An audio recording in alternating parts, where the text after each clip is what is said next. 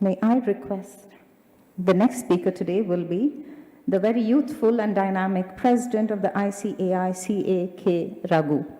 Well, I could say lots and my speech could be longer than his, and I don't want to do that. But what I do want to say is, you will know what he is if I were to say he is heading an institute of over 160,000 professional accountants.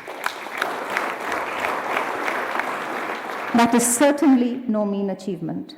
An information technology expert, he has over 23 years of post-qualification experience. Doesn't look it, does it?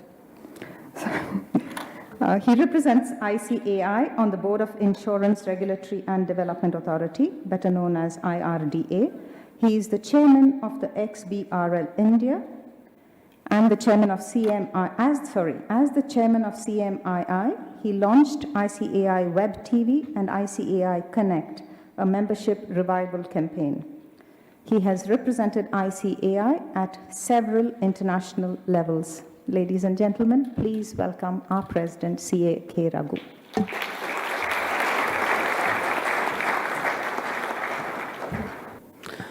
Good evening, friends. Chairperson of the Muscat chapter of the Institute of Chartered Accountants of India, Anuradha Venkatakrishnan. I think we should compliment her for the excellent work she has done this year as a chairperson.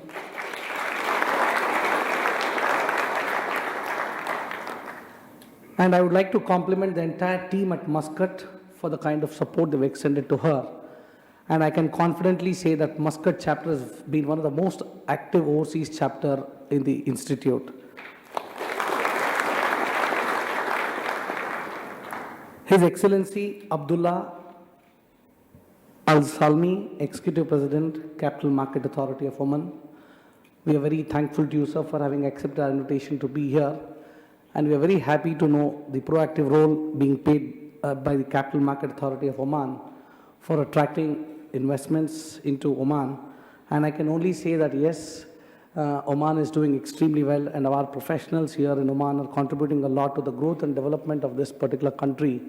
And we would like to pledge our support to all your initiatives, and I'm sure our professionals would rise up to the occasion, and whatever initiatives the Capital Market Authority would like to lead, I think our profession would stand by you, sir.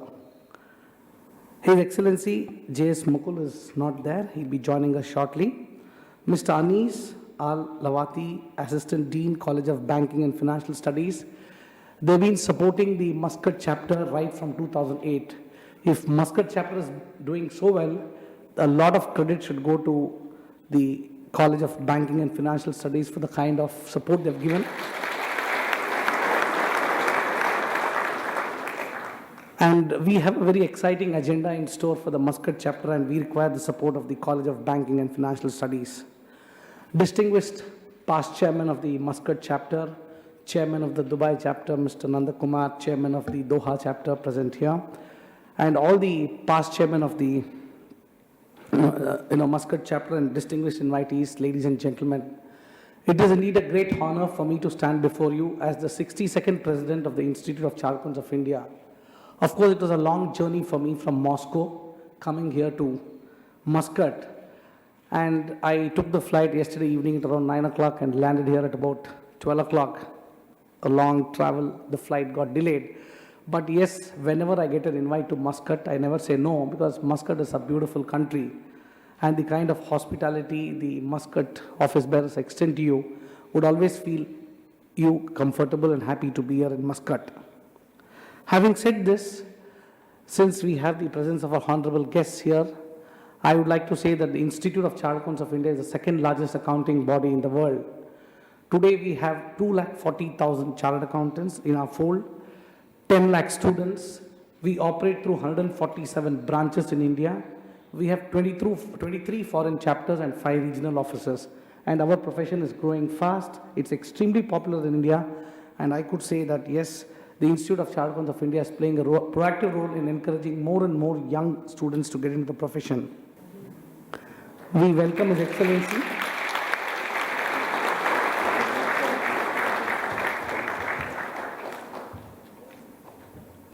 We welcome His Excellency J.S. Mukul to this conference. For us, Gulf has been a big success story. The kind of profile of our members present here, you take Dubai, you take Abu Dhabi, Muscat, Bahrain, Kuwait, Doha. We have a whole lot of our members working here. More than 10,000 chartered accountants are working in the Gulf region, and we are very happy to say that our members are doing well. And we would like to support all the initiatives of the respective countries. Our members are there, and our chapters in all the Gulf regions, in the Gulf region, is doing extremely well. Coming back to India, as you all know, India has been in the news. We have had a new government, a new change, a new Prime Minister, Mr. Narendra Modi. Yes, there will be an exciting economic agenda before India. The new government is all set to roll out an exciting economic agenda. All of you have seen the capital markets doing well the last couple of days. A lot of foreign direct investment is likely to flow into our country, and I think our profession would also play a very important role in helping the government in trying to come out with new legislations, let it be the GST, the Direct Tax Code, and the New Companies Act, which is already in place. I can only say that, yes, Institute of Chartered Accountants of India, working very closely with the Ministry of Finance, and the Ministry of Corporate Affairs is now clubbed with the Ministry of Finance, and we would like to play a very important role as partners in nation building. The Institute has also been working with all the apex regulators, the Reserve Bank of India, the Securities Exchange Board of India, the Insurance Regulatory Development Authority of India, and we are trying to see how best we as a profession can play a proactive role in supporting the banking sector, the financial services sector, the capital markets, and various other emerging sectors in our country. We are playing a regulatory role to perfection. I'm happy to inform all the members present here that all the disciplinary cases that is before the Institute, before 2007, has been fast-tracked, and now everything has been completed. The Financial Reporting Review Board, SOMOTO, takes up review of financial statements. The Peer Review Board, to enhance the quality of professional work, conducts peer reviews of our member firms. More than 5,000 member firms have been peer reviewed. And we have a very robust ethical standards code, which is applicable to all the members across the country and across the world. And when it comes to global opportunities, as I said, not only in the Gulf region, many of our professionals are having exciting careers in a place like Australia, like Melbourne, Sydney, and Brisbane. We have more than 3,000 Indian chartered accountants working. You go to Singapore, there are more than 2,000 CAs working in Singapore. And we have chartered accountants in almost every nook and corner of the world. Take it Canada, Africa, then United States of America, then the European Union. We have a whole lot of our members working there. And this year, to enable more and more young members to take up global careers, we are launching e-kits for the benefit of young members, because we find that the members are going to various other countries without adequate preparation. Today, we are launching an e-kit for Muscat. So any young member from India wants to come to Muscat, he'll have all the information sitting there at India about the visa requirements, the kind of job opportunities, the contact details of all our chapter members, the mutual agreements which we have entered into in the respective jurisdiction, so that he could completely be prepared before he starts his journey to any destination. This year, as Anuradha said, we have decided to focus on women members and young members. Out of 220,000 members, 48,000 members of our profession are women members. They have challenges, yes, commitments at home, and we find that after a period of 5 to 6 years, they get disengaged from the profession. To encourage such women to keep in touch with the profession, we have launched a flexi working portal for the first time in the history of the Institute. And I'm extremely happy to inform all the members present here that this initiative of ours in launching a flexi working portal has been a big success. More than 1,000 women chartered accountants have registered for this portal, and about 35 corporates also have started looking at women CAs who could work on a flexi basis, either from home or maybe they could come down to their offices on a part-time basis. With the New Companies Act, now it is mandatory for the Indian corporates to have one person, one director of the company to be a woman. So we would like to showcase to the corporate world in India that women CAs are the most ideal to be on the boards of various corporates. We are conducting capacity building programs on how they could discharge their duties effectively as directors on the boards of various companies. Yes, young members, plenty number, 50% of the membership are young. I had the opportunity of interacting with the young members in Doha, Abu Dhabi, Dubai, and I can say, yes, they are interested in getting into new areas. They're interested into IFRS consulting, ERP implementation, forensic audit, fraud detection, and various new areas that are opening up, cloud computing, big data analytics. So we have understood that the expectations of the young members are different. So we have set up a new committee known as a Young Members Empowerment Committee that will enable the young members in India and around the world to see how best they can update their knowledge and skill sets so that they are very much relevant to the current needs of the industry. Coming to the student population, huge student population. Every year we have thousands of students joining the Chartered Accountancy course.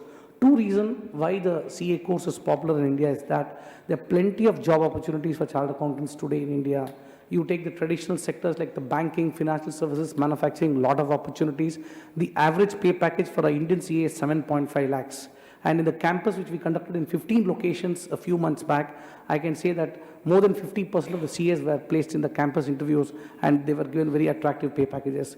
Globally, the pay packages are 3 to 4 times that of India, and we find that a lot of students are keen to join this profession.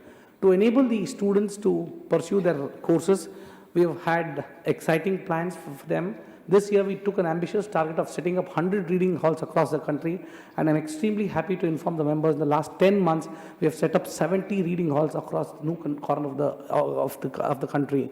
The reason we found that the students do not have facilities to study at home. So these reading halls would provide an opportunity for them to come to the institute and prepare for the CA examination.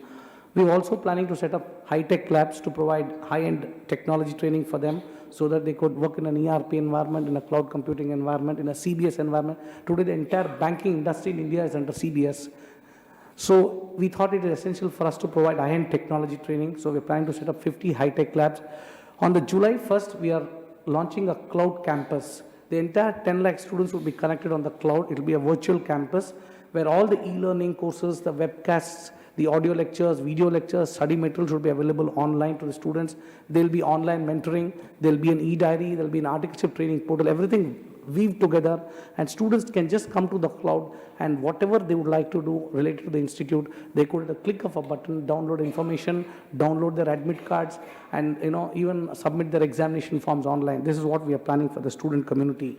With the Ministry of Human Resource Development, we have entered into MOU, wherein 15th of August, we'll be launching the ICI TV channel, wherein we'll be beaming 6 hours of education content to the students. So students at the comfort of their homes can view the different eminent, faculties from across the country on various topics of the profession. On the technology side, we launched a mobile app on the 12th of February, on the day I took over. It's been a big success. More than 1 lakh chartered accountants have downloaded the mobile app. We've dedicated a knowledge gateway. All the knowledge resources of the institute are available on public domain. So in case you would like to access the knowledge resources, please visit our knowledge gateway. We plan to set up a technology development center where we plan to develop audit tools for the profession, and we have a lot of ideas on our plan. We want to give you a digital library, a free access where you give user ID and password. You'll be having access to a lot of online portals around the world. Research. We have the Accounting Research Foundation. We would like to continue to support, and any members present here would like to participate in any research projects, you please send us a mail. We'll be very happy to involve you. Members in industry, 50% of our members are in industry, and if you come overseas, 95% or 98% of them are in industry. So we thought we should help the members in industry, and I'm very happy to know that the Muscat chapter is conducting certification course on IFRS. In fact, even in Dubai, our certification course on IFRS on valuation has been a big success. I'm sure that we'll launch many more courses for the members of our profession here in Muscat, and we would like to support them and send faculties from India so that members of our profession who are working in the industry are updated on the current developments taking place in the profession. As far as members in practice is concerned, again 50% of our membership is in practice. And today the two biggest challenges for members in practice in India is that we have the New Companies Act. Under the New Companies Act, there's a big change in the expectation of the statutory auditor. Today, earlier the statutory auditor had reporting responsibilities only to the shareholders of company, but today we have to go one step forward and report on the various frauds that you discover in the course of your audit to the central government. Fraud reporting has now been thrusted on the professionals, and it's a huge responsibility, and we are coming out with a guidance note on fraud reporting so that members of our profession are able to discharge their duties effectively. In addition to this, for the first time in India, audit rotation has been introduced. You can't be the statutory auditor of a company for more than 5 years. They would like to break the cozy relationship between the auditors and the management. Of course, all this is thanks to Satyam. Audit rotation has come to stay in India, and our country is one of the few countries to have gone into audit rotation. Globally, audit rotation has not been a big success. But yes, audit rotation has come into India. To begin with, audit rotation is applicable to all public limited companies and large-sized private limited companies. The third change is the cap on the number of audits. Every chartered accountant in India cannot audit more than 20 companies. So across the board, private limited companies, public limited companies, one-person companies, dormant companies, he cannot audit more than 20 companies. These are some of the changes that have been brought under the Companies Act. IFRS 2016 has been the revised roadmap what we have presented to the Ministry of Corporate Affairs. IFRS would be applicable to all consolidated financial statements of Indian corporates. We thought we need to introduce IFRS. We have to align with what is happening globally. If India has to attract foreign direct investments, the answer is that yes, we have to adopt IFRS. The council has taken a decision.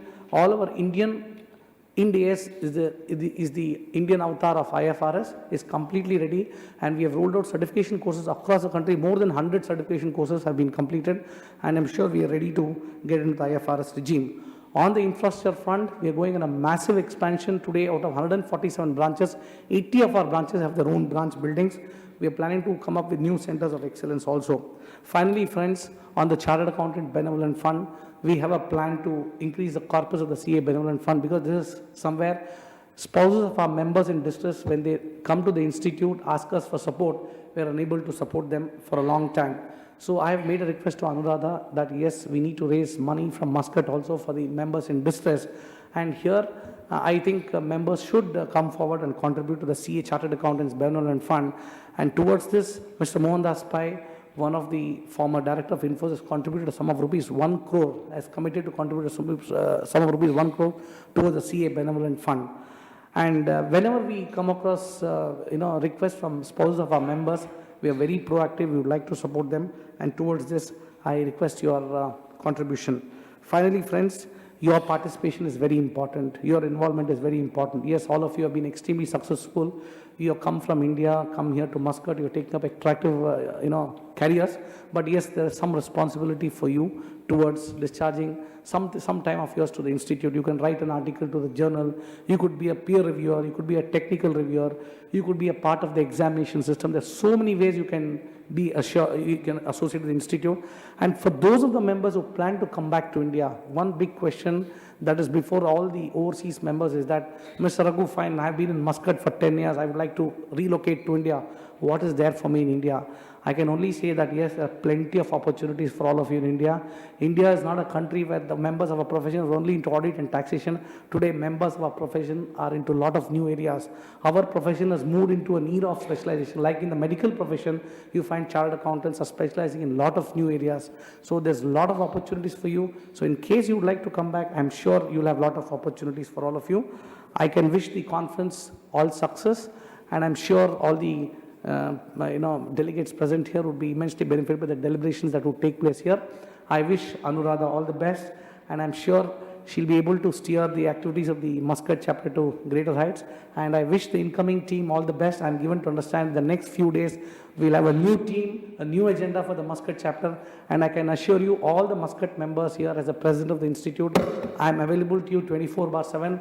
You can reach me on my mobile. You can send me an email on president@ica.org. I'm on Facebook. I'm on LinkedIn. So it'll be very easy for you to reach me and give me your suggestions. Thank you very much.